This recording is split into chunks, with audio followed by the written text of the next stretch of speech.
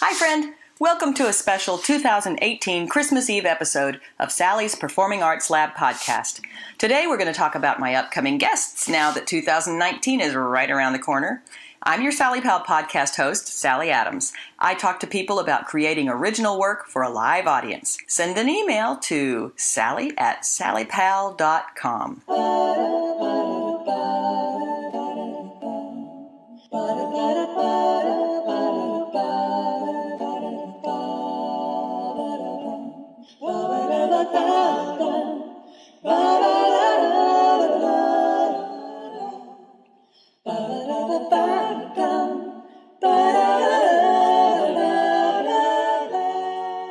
Although I've been away from podcasting for a few months, I am still out here supporting new works wherever I see the opportunity.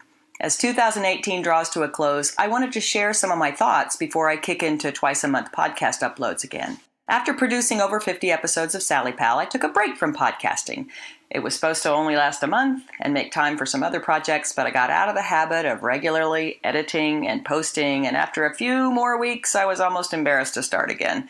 It's like that feeling you get when you forget to send a baby gift, and then 2 years later you figure it's probably too late to send the onesie you were maybe gonna buy. But enough about me and my nieces. Let me start by letting you know about the guests I have coming up in the next few months. In January, we have Chris O'Rourke. He's a playwright, director, drama coach, and a critic. He was a national theater critic for Examiner.com until 2016 when the publication stopped publishing. And during that time, he reviewed in Ireland and actually all over the world. He is the artistic director of Everything is Liminal and Unknown Theater. And Unknown Theater is the one that specializes in originating works with young people from high-risk backgrounds. It's really cool, and we're going to talk a lot about that. I also have Amber Harrington from Tulsa, Oklahoma. She teaches there at the magnet school, Edison High School. And she has about 18 years experience. I looked it up on her resume. It's like she's at 17 and a half years right now. And she's been named Teacher of the Year. She's won all these awards. Her students have won a ton of awards. And she's created programs for her theater kids that are imitated throughout the state. Her student playwriting program is the first of its kind in Oklahoma and has produced 2 national award-winning playwrights. Amber is also a Folger Shakespeare teaching artist. I also have, coming up, Reed Mathis, who's making fresh music in the Bay Area of California. Reed tours with his own band and also works as a studio musician, blending his love of classical music, Beethoven in particular, with his spectacular bass-playing skills. Reed's a former member of Tea Leaf Green and has played with Grateful Dead members Phil Lesh, Mickey Hart, Bill Kreutzmann, and he also played with the Steve Kimmock Band and was a founding member of Tulsa progressive jazz band Jacob Fred Jazz Odyssey. Yep, another Tulsa native. Finally, I want you to stick close because I have an interview promised with J.D. McPherson, who has a brand new Christmas album out. He's a Fender guitar spokesman. He's a major league world touring rockabilly artist. He's fantastic, and he is going to give us an interview as soon as his touring schedule lets up a little bit in the new year. So look forward to that. Big news in public domain works and what it means for creatives. If you're not sure exactly what the term public domain means, according to Google's online dictionary, public domain is the state of belonging or being available to the public as a whole and therefore not subject to copyright. This is a pretty big deal for creatives in general, but especially for artists and arts teachers. Many of you remember being admonished by your choir teacher or your drama director to get rid of your photocopies after a performance because the works were copyrighted and you did not have permission to keep those copies. In just a few days, that will no longer be true for works published in 1923. Works published in 1922 and before have been available for 20 years, or more, actually. I know this because in 2013, I wrote a musical for my students that borrowed songs from 1922 and earlier, including the well-known "Be it ever so humble, there's no place like home." A recent article in the Smithsonian Magazine highlights a lot of the things that are important to artists regarding works in the public domain. According to the article, which I'll link in the blog, along with a couple of other bits relating to copyright and public domain, on January 1st, 2019, all works first published in the United States in 1923 will enter the public domain. Because of a weird discrepancy with the law, it's been 20 years since there's been any mass release of work into the public domain. The last time it happened was 1998, and Google didn't even incorporate as a company until September of that year. That means the explosive growth of digital art hasn't legally included variations on work from this period, in part because works published in 1923 haven't been in the public domain. Some of the work has been available, of course, without alteration through publishers and for a price. 1998 was the year that public domain releases stopped because the Sonny Bono Copyright Term Extension Act added 20 years to the wait time for published works to enter the public domain.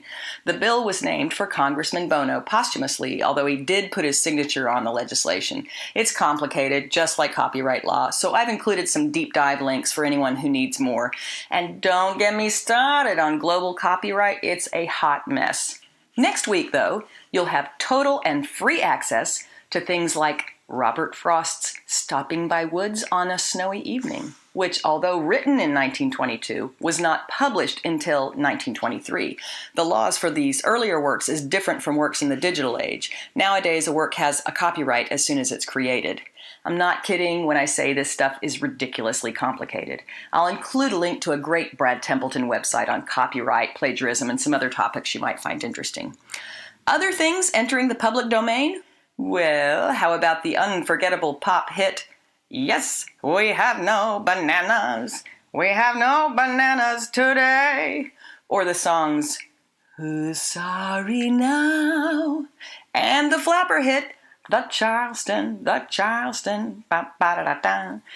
The film debuts of Marlene Dietrich, Douglas Fairbanks Jr., and Fay Wray will be available for general public use. There won't be any Disney fare available until 2024. At the time the law changed, Mickey Mouse's film debut, Steamboat Willie, would have been public domain in 2004, but the Disney Corporation lobbied to retain the rights to its creations over 2 decades into the next century. They didn't have to lobby all that hard, as both the House and Senate had corporate-leaning Republican majorities, and President Clinton wasn't looking to make public domain law a part of his platform. The 1998 law gave Steamboat Willie an extra 20 years before he would steer into uncopyrighted waters. What's really exciting now is that digital collections like Internet Archive, Google Books, and Hath I Trust, the links are in the blog, will be storing seminal works from the early days of American modernism. D.H. Lawrence, Virginia Woolf, Claude McKay, Sigmund Freud, George Bernard Shaw, Louis Armstrong, Gertrude Stein, and so many others. Members of the Harlem Renaissance, the Dadaist School, and the Algonquin Round Table all feature prominently in 1923. This new surge of old works in the digital age allows for current creatives to freely play with the works of important artists of the era bridging World War II and the Great Depression. Works entering the public domain can be altered indiscriminately. You could even claim PD work as your own, but that's not art. That's plagiarism. As artists, we are always standing on the shoulders of giants. Give attribution whenever you can, and do your homework. Look at the context for works that you use. Collaborating with ghosts expands our artistic horizons. It's an exciting way to learn from our predecessors. Teachers will be free to share these works with their students, and scholars can print important poems and essays many of us have never read. It's only 1 year, but I think you'll find that 1923 was a very good year indeed. Okay, I have one more thing to tell you about. You might have noticed that I have a shop link on my site that is devoid of any products. The SallyPAL Shoppy is opening, but I have to learn how to operate it first. So stay on the lookout for the SallyPAL Shoppy. I'll have t-shirts. Oh, that was my dog sneezing. I'll have t-shirts, coffee mugs, all the usual fun, high-quality performing arts kits at decent prices. If you don't see anything in the store yet, stay tuned. Okay. You've heard from my son Will Inman before, and he's back! Yay! To talk about the new release of 1923 published works into the public domain. Also, plagiarism, sharing your work, educational theater, and whatever we want to talk about. Will's plays have been produced in theaters from Texas to New York. He is currently a Cadence Pipeline New Works Fellow with Cadence Theater in Richmond, Virginia. He's been a featured student playwright with the VSA Kennedy Center Plays, been performed with Tulsa Summer Stage and Fringe Festivals, Rhytopia Labs Comedy Playwriting Festival, also Houston University, Rogers State University, and a portion of his play, The Lesbian Exhibit, was performed at Torrent Theater in New York City. And last year, he won the inaugural Edward Albee Playwriting Award by Teresa Rebeck for his play, winners.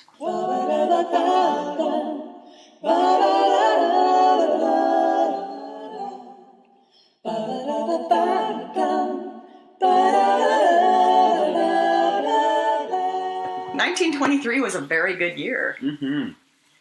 You're a playwright, and you have some interest in music, of course, but you're not really into visual art, so I don't know that you know a lot about the Dadaist movement. I was looking at the list of visual art that has been released. I didn't know any of it. So. Maybe we should call your boyfriend and see if he can tell us something about it. But you do have some knowledge of the theater, and there were some things on there that are kind of interesting for their impact on the theater. Yeah.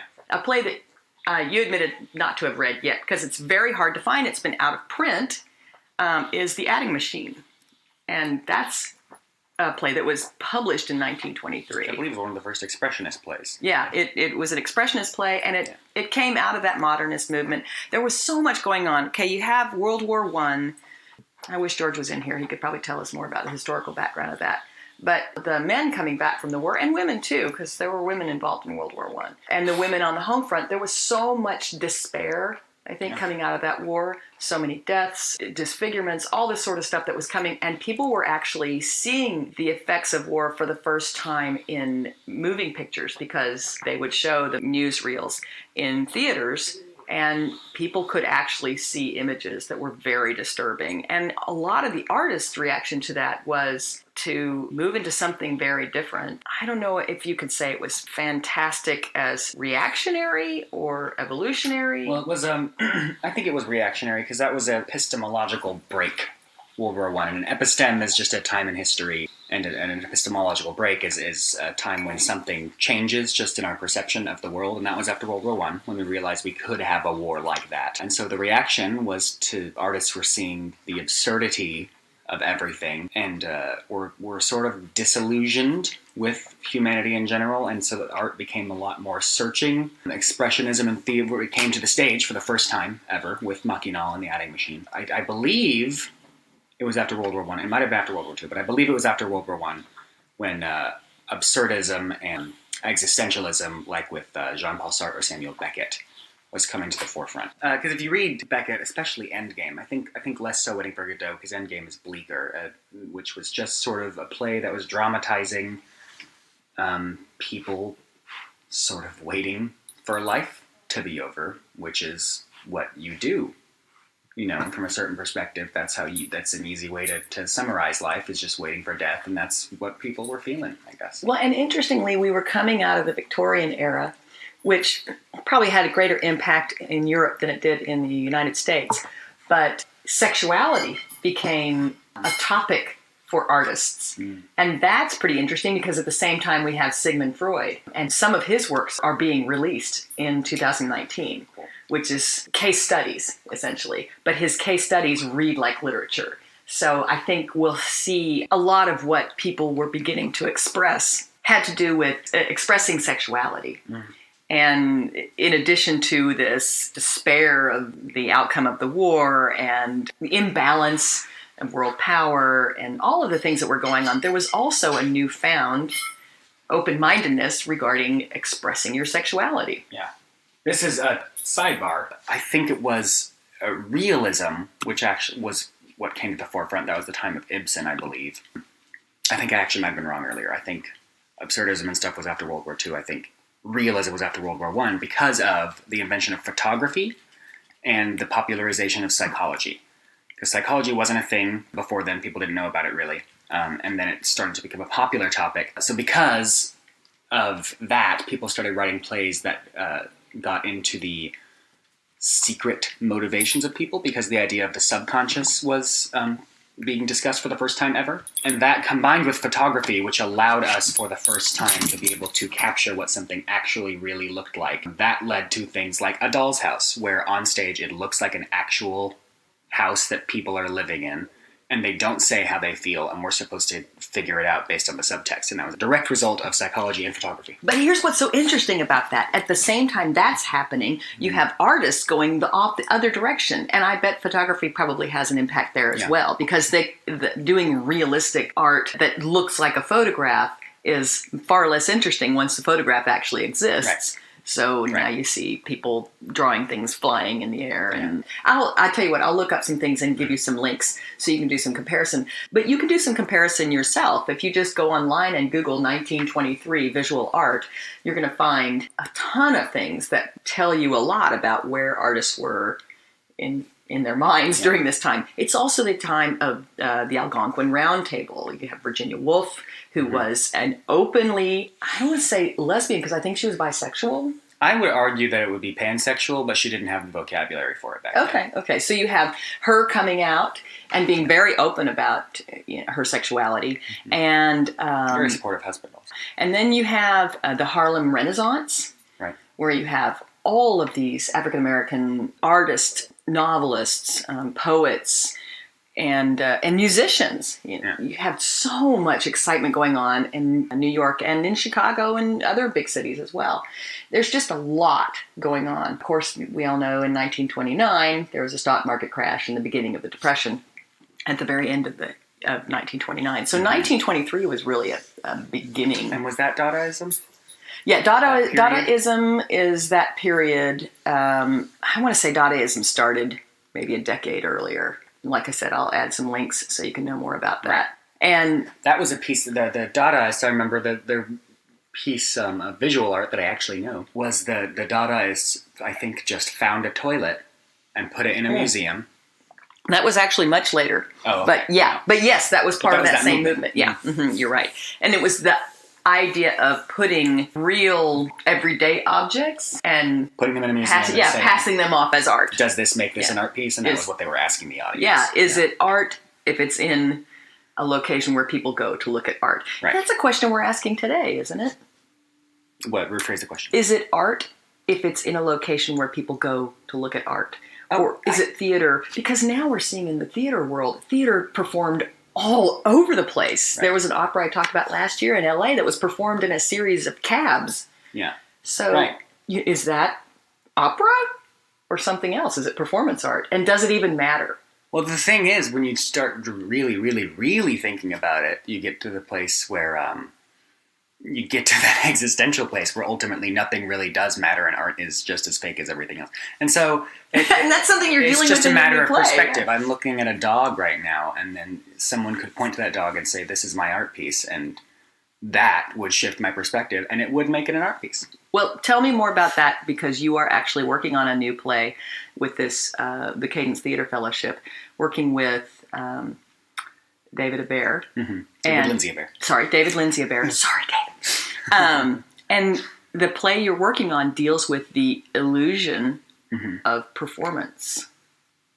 Yeah. Well, yes. It's and the illusion of gender? Yeah, the illusion of gender, I think, more so than performance at this point.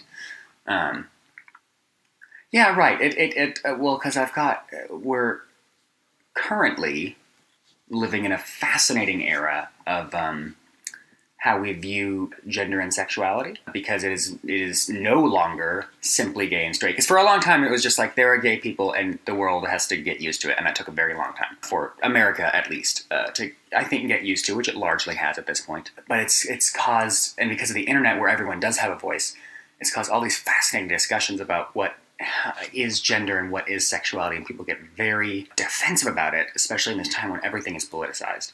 Do you think that's part of what's pushing this, or is that just an offshoot of it? For sure, yeah, because I'm a cisgender white gay man, so I'm not super duper oppressed, obviously, but I am, sort of involved with the gay community, and it's frustrating to me to see all the yelling and arguing and blaming, because there's a lot of it, and I believe the focus should be on education, and I'm of the mind that all that stuff is serious and human rights are serious and there is violence that is committed, but ultimately I think it's healthiest and best for everyone to take the whole thing less seriously. And so I've got this idea about drag queens and magicians and a transgender magician as well, and the idea of gender being performative. Ooh, okay, that is juicy. right? Because when you start saying gender is performative, where do you stop? Is being human performative? Yes, it is 100%. I think so. Well, yeah, and I think that might be another point I would like to get to. So like that kind of feeds into that. We watch RuPaul's Drag Race together, and that kind of feeds into RuPaul's statement that we're born naked and the rest is drag. Absolutely. Yeah. So like regardless of who you are and how conservative you are or liberal, it's all a show. Yeah, well, I opened the show with that monologue about how, no matter how much money you have or how little opportunities you have or whatever, you shat yourself. You have at one point in your life, you shat yourself. And you felt like an animal, which you are. And I think that might be closer to the truth than most of your time alive is. I think when you shit yourself, it just reminds you. If you're on a stairwell, you shit yourself and you remember I'm a filthy ape. A this must be why we're in such a hurry to potty train children, so we don't have to acknowledge that anymore. Exactly. And yeah, so everything is performative, and when you strip yourself down to your barest assets, you're really not, I don't think you're anything that could be even described as a personality, and that is difficult to talk to people about, because I think it is threatening to them. Would you say personality is constructed? Yes, absolutely. From what point? I don't know. Well, we did Landmark, and they talk about that straitjacket thing where they have these general ages for, like, when you're this age, you come up with a main part of your personality. When you go to college for the first time, you come up with another one, and then there's another one that's supposed to happen in high school. But, I don't know. I don't know when that all happens, but I do know that there is a point in your life when you try something on when you're young, or in middle school or whatever, or in college. Those are the times you would try new personality traits on. And it feels good, and you like it, and so you keep wearing it. Do you think? But people forget that it's an item of clothing. It is not you. Oh, that's true. Do you think people should just be encouraged to continue to try out new? Yeah, if you want, or just relax about the fact that it is fake, because it is. Everything is fake, and that's okay. Yeah, that's okay. That's the part that people struggle with. Yes. If you tell them this is not real, this is a story that you're telling about yourself, then people start to get a little freaked out. And that's what theater can do. That I love about theater. That it's that suspension of disbelief in that hour and a half, 2 hours, 3 hours that you're sitting in a dark theater. If you allow yourself to suspend your disbelief, that is, believe in this story for this period of time that these people are those people and you're peeking into their lives, then that can be transformative if you allow it. Right. But if you sit there and go, well, this is dumb, and I'm in the theater, and these are actors, and look how sweaty they are, or whatever. Right. Then I'm the kind of person who goes outside and I see, men in suits and people in these giant metal bugs on highways screaming at each other, and that is equally absurd. It is. It's another kind of play, isn't it? Yeah. Yeah, but they don't know it's a play. No, of course not. But if you can get that perspective, it's just easier to live your life, It is. It's easier to live. If you play improv with the audience, if you yes and with the universe, then it will yes and back to you. Yeah, and it does make life a little easier to bear. Yeah, I find that theater, improv especially, has opened me up to the idea that I can direct the play that is my life. Right. Well, and there's actors like Meryl Streep, Philip Seymour Hoffman, and Nicole Kidman who I think are really plugged into that because I think great acting really is a lot simpler than people think it is.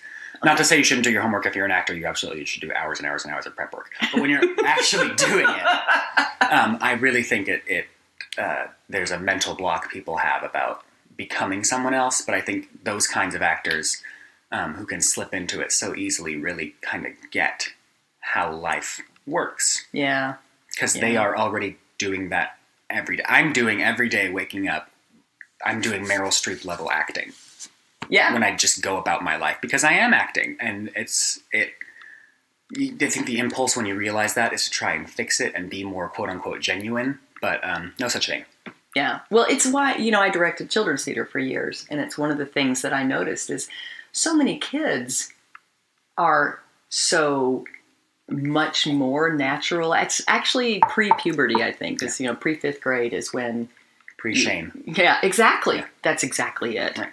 Are so free with their self-expression, and it makes them very easy to work with on stage. Now, getting them to memorize stuff, that's hard, whether you're adult or child. But honestly, there was a lot more ease in getting them to release that fear and just do whatever felt natural. So Yeah. that was cool.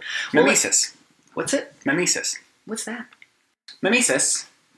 You guys are getting all my theater history lessons. Mimesis is the term for essentially playing pretend, but it is a natural human thing that is observable in everyone, and children do it. All children do it in all nations, regardless of how underdeveloped, if they've never been in contact with another civilization. It is a natural human thing that all children do is play pretend. They aren't taught. No one teaches them to do that. It is a human instinct. And, as we grow up, we more and more walls up. We don't acknowledge that we're pretending anymore. Even though that instinct is still there. The instinct for mimesis is still there. And so theater is a natural extension of mimesis that we can still access anytime we want to. But that's that's an argument for theater and acting and, make-believe, is that it is an evolutionary trait. Yeah, it's absolutely necessary. Yeah, necessary. Oh, totally buy that. Well, let's switch topics real briefly. Mm-hmm. Okay. Because you are a playwright, you're not making a living off of it yet. Right. But that day is getting closer all the time. Mm-hmm. What do you think if someone in an educational setting, say a student, is looking to perform a segment of your work for an audition or for a festival? How do you feel about that? Because there are playwrights who make their living off of it, yeah. who just say absolutely not to any request. Right.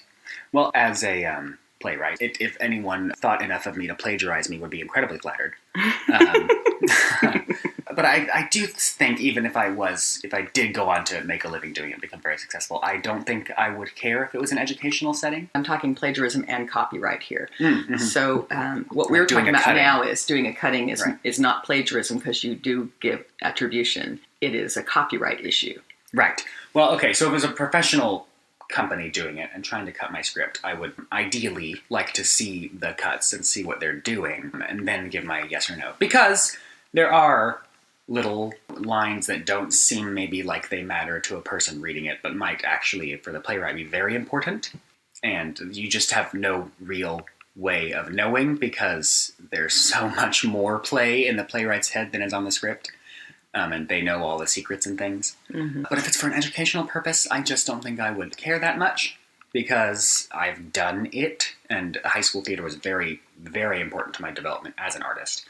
And if I didn't have such a good theater department in high school, I probably wouldn't be doing this right now because I got so much support. And you have to do one acts, and you've got to cut a play down to 45 minutes, and there are no plays that are 45 minutes long. Yeah, and that's a requirement. That's a policy of the... Right, it's a policy of the competition. Yeah. And so I don't think I would care, even though there would be a compromise, because if you have to cut it for 45 minutes, I can see that putting my teeth on edge and bothering me, but I don't have to go see it. So you don't care. So, right, yeah. And you don't have a paying audience for those kinds of performances. And frankly, actually, I think it could be even better for you because you have an audience of high school kids from across the state, probably a good 3/4 of who will have nothing to do with theater once they graduate. And so when else are you going to have a captive audience like that to convince someone to see more of your work? Right, who grow into theater goers, you hope. Right, yeah. I think I was exposed to David Lindsay-Abaire first doing one act, and now I'm working for him. Isn't that weird? Yeah, so... How is he? He's just a perfectly affable middle-aged white guy. Is he good to work with? Yeah, he is. He's very funny, very open. Yeah, I mean, he's very supportive of my weird idea. And he's very smart. Yeah. And he's very good about structure. Oh, and that's helpful. helpful. I'm probably thinking about it too much. You would never do that, though. That seems unusual for you. And plots are hard. I can do characters and I can do setting and I can do dialogue. Plots are hard. Has the process for you been... It's different. This is different from anything I've ever done because it's 9 months and there are certain deadlines for things. And so I'm taking, 2 months to write 10, 20, 30 pages. And normally I just get hit with something and I spend 1 month feverishly churning out, the first draft and then I work on the next ones. But this is a very slow and deliberate. It is giving me a lot more time to doubt myself, but it is also giving me a lot more time to think. You think you'll adapt some of these techniques that you're using now in terms of timing to your future playwriting? Oh, well, for sure. I mean, he's teaching us the hero's journey, which is something that can be applied to all stories. So I don't think it'll ever leave my head again. I'm always looking for the symbolic death in the middle of the script when I'm watching movies now. It's interesting and it's difficult, and I'm not in a place where I have a lot of actors because I'm coming up to the end of Act 1, which is usually when I get a group of people together to hear it, but I just don't have those resources right now, so it's just different. Hey, what have you learned about plagiarism since you've become an author yourself? Not a thing. Really? Not a damn thing. No, I don't. Sorry. No, I know. Any feels about plagiarism? I know next to nothing about copyright law or publishing or anything. They don't teach us that, no matter how many times we ask about it. Well, what about people who take a public domain work and claim it as their own? Give an example of that. Somebody takes an essay from 1923 and slaps it up there and puts their name on it, which now is legal with Right. works from 1923 and earlier. Well, I mean, if they're going to get booked for another gig, that person's going to be disappointed. I just don't think that's a sustainable way to make a living doing what you're doing. Fair. But if you're talented enough to take old works and chop them up and mix them around and put them in a blender and do all that, that's great. I mean, that's what art is stealing. I know people say, well, it's all derivative and derivative is bad and you should do something wrong. But Shakespeare. Everything Shakespeare wrote was based on a different thing. Oh, yeah. And he is canonically the best writer of the English language. Everyone says it. Right. So get over it, Judy. Judy is one of my favorite listeners. You be nice to her. Sorry, Judy. But yeah, people do get worked up about it. I think people are writing too when they want to steal a thing. Like I remember I'm still maybe sort of halfway working on a play about Typhoid Mary, and I get real antsy about historical accuracy and all that. And I remember my friend Elizabeth gave me an invisible present and said, "This is artistic license. Here you go." Oh, that was nice. Yeah, right? Yeah. So did you not have it before then? I guess I didn't. I was so scared. I'm like you, though. I don't want people to walk out of the theater going, well, that was bullshit. Right. But if if it's there, if it's legal, take it, use it. I mean, you're either stealing from your life or you're stealing from art, and art is in your life. So, got any advice for young writers?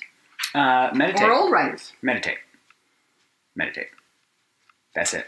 Yeah. That's for everyone. Everyone meditate. I second that. Absolutely. Meditate a little bit every day. It doesn't have to be for a long time. Yeah. Give yourself 10, 20 minutes of escape. First of all, if you're a writer, you probably have a bunch of stuff going on in your head all the time, and so meditation is good for you so you won't have a breakdown later in life. But also, you're going to hear a lot of advice from a lot of different writers, and a lot of it is not going to resonate with you, and that is okay. Yeah, boy. You're preaching to the choir. I have been told by so many people, what can I do to be a better writer? And they say, write every day. And that's good and that's important, but I got so anxious about it that I wasn't doing it. Yeah. And I don't write every day, but some days I write for 4 hours. And so, if you just trust yourself, you are the only primary resource you have, if that makes sense. You can't be in anyone's head but your own. You know how the machinery works, and you know what works for you. Don't feel guilty about it. Just be honest about it and make it work. So we started this whole conversation talking about works that are entering the public domain from 1923. And you saw a few things on there, I think. Mrs. Dalloway was on there. It's the short story of the movie The Hours that's based on. Yeah. The Adding Machine, St. Joan, I believe, by George Bernard Shaw. Bernard Shaw. George Bernard or George Bernard. If you're British, it's Bernard. Yeah, but isn't he Irish? That's a very good point. I don't know. Jim Johnson said it was Bernard, and he's the accent guy, so I trust him. Okay, well, there it is. Thank you to Jim Johnson at the University of Houston. Jim, if you're listening to this, stop following me. Okay. And I was looking at the list, and there's just a bunch of stuff on there that I also just had no idea what it was. So go look at it, because that probably the reason we don't know is because people haven't been able to touch it for almost 100 years. Right. So go look at it, because there could be something really cool in there that people have forgotten about. And so if you do use it, they won't know. I am going to take a stand here for attribution. Yeah, well, yes. Because you can actually present the work and slap your name on it. Always include in the program some program notes about where the work came from, because then people who see it might be interested in delving a little deeper. Deep dive is a big deal now, and I think that's great because we can. Yeah. If you're going to steal little chunks, you can probably get away with it. If you're going to steal big chunks, just be open about it, because we live in the postmodern era, so you can do whatever you want. Right. As It's long a as it's from buffet. 1923 or earlier. Yeah. And by the way, there's some little bobble with the law around 1973 and then another one in 1998. So I am not totally clear on all copyright law, but you will have links to deep dives so you can go look at the information, do your research, and get back with us. Okay, go check it out, and I'll give you links so that you can look at Internet Archives or whatever. But really, honestly, you can Google it and find the archives yourself.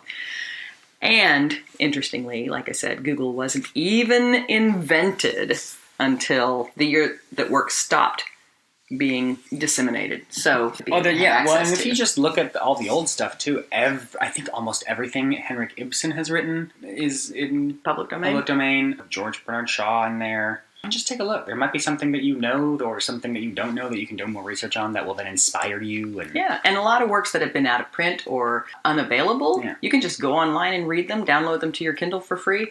I just think it's a great time to be an artist. Right.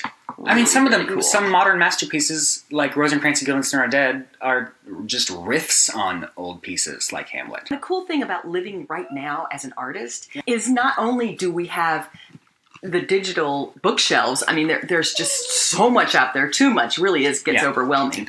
But we're living in a time when having access to things digitally converges with this first time big brain dump of works from a previous era. Right. And that's never happened before. Yeah.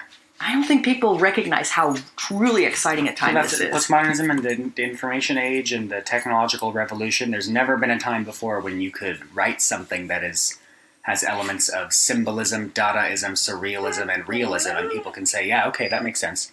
Any other time, like in France in the 1700s, they would have arrested you if you did that. That's true. Like, you broke the theater rules, and now you're going to theater jail. But you can do whatever you want now. It's very exciting. It is very exciting. Thanks for joining me. Of course, that was fun. Yay. Okay, I'll bring him back, I promise.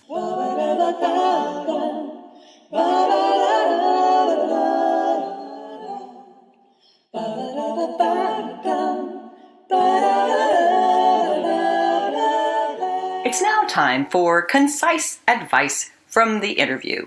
I have 5 bits of advice about using public domain work.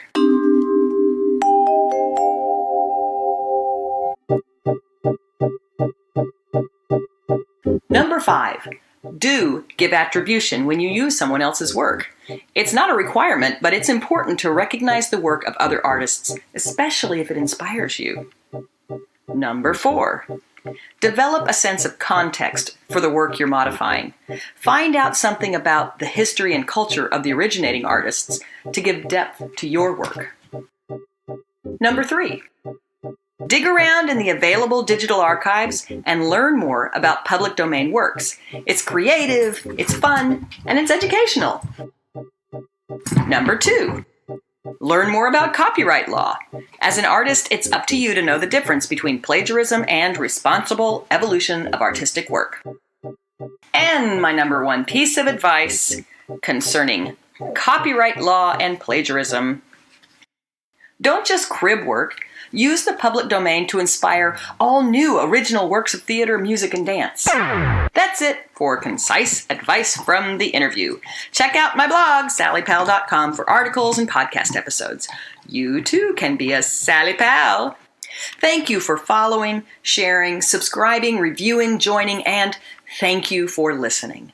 Now I have 1 bit of wisdom from my son, Will, the funnest guy on the planet. Bam. Will, what's your wisdom for today?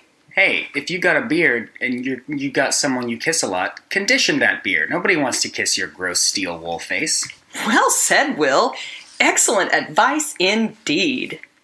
If you're downloading and listening on your drive to work, or commenting and reviewing like my sister does, let me know you're out there. Storytelling through performance is the most important thing we do as a culture. That's why I encourage you to share your stories, because you're the only one with your particular point of view. And SallyPAL is here with resources, encouragement, and a growing community of storytellers. All the stories ever expressed once lived only in someone's imagination. Now, go pretend.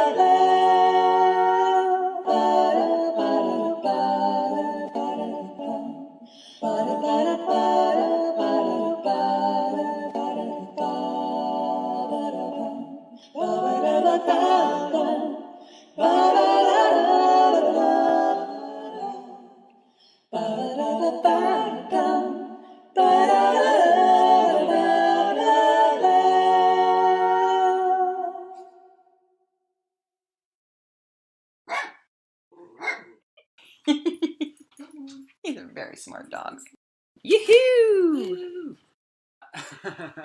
Carry on. Quit burping. Let me know when you're done.